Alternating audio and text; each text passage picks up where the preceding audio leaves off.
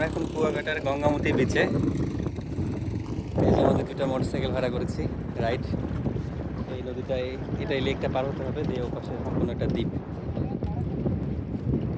দেখা হচ্ছে ওপারে।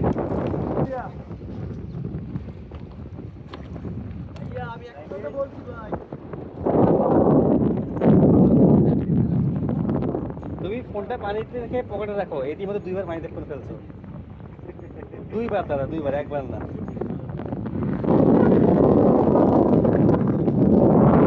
এই সাইডটা না আসলে মিস করতাম।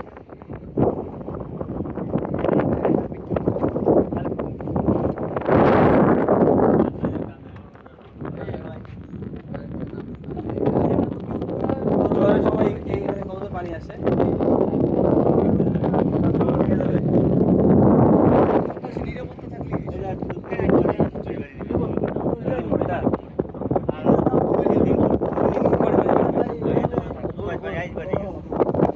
কিভাবে বুঝলেন 3 দিন পরে বাঁধবে?